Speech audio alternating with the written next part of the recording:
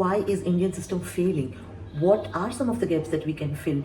We are seeing every single day videos of government schools that do not even know how to spell correctly. This is something that is very shocking. Let's explore it today. A few days ago, I just shared a shot of one government school in Chhattisgarh where this happened, right? And this is just not it. We have seen many videos. My name is Khushbu and I'm an educator. I've been in this industry for a year and a half, and today we are going to decode why the Indian education system is failing. The number one reason that I believe things are not working out is because of the implementation and the audit and monitoring. So for any system to work, once you have decided that this is the new thing, that this is the change that we want to bring in, and you've brought the change, that's a good thing. But we need to also keep monitoring and auditing it to see if it's working or not working, right?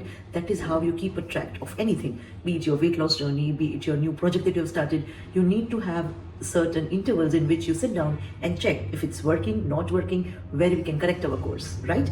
But that is a major missing. Even with CBSE's trial of NEP, that is one thing that we have seen, that when they launched the new NEP policy, they promised so many new changes, but the government has really failed to really implement it and audit whether it is implemented or not. So that is one of the major reasons why we are failing. Reason number two is teacher training and recruitment. Now, as we know, in government school, the recruitment is done via whoever has applied, and then based on the highest marks, the interview is taken. But that system really needs to change. In private sector, wherein we have the demo system, the interview rounds, and really based on that, we select the best teachers. But in government schools and in a lot of schools in private as well, that system is not followed. Many teachers are not willing to come into the profession, and why would they? Because there is no incentive. They are not being paid in private sector, while in government they are paid for doing literally nothing, and they are not updated. Nobody is checking if they know or not. Nobody is checking if they're teaching or not. There is no way to really check upon things. So it really brings us back to the first point, that you need to have systems to check in on teachers as well, and on the syllabus and what kind of things they're teaching.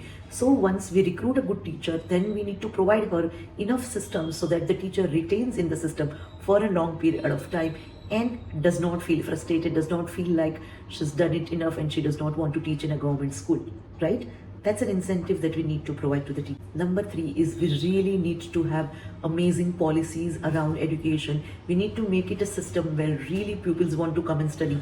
How many state schools have closed down because of this, and now parents are not having any belief into the system and they are moving towards international education. Why India, who was once the hub of Gurukul, cannot even have a good education system? CBSE is failing, state boards have completely failed.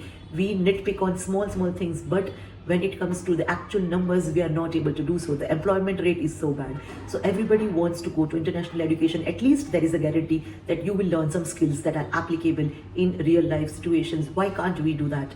This is a question that they really need to ask, and then create policies so that we change for the better. And this needs to be done yesterday. We are already late. So I hope that happens. These are all the things that I believe that can really change the game of the Indian education system if they really want to, because it is high time. CBSE schools are already closing down. People are moving to international education. Our media is laughing at the Indian education policies. So what are we actually doing? If we don't wake up now, it will be too late. I hope you like this video, and if you did, then consider subscribing. I make a lot of educational content. Share with somebody who may find this useful.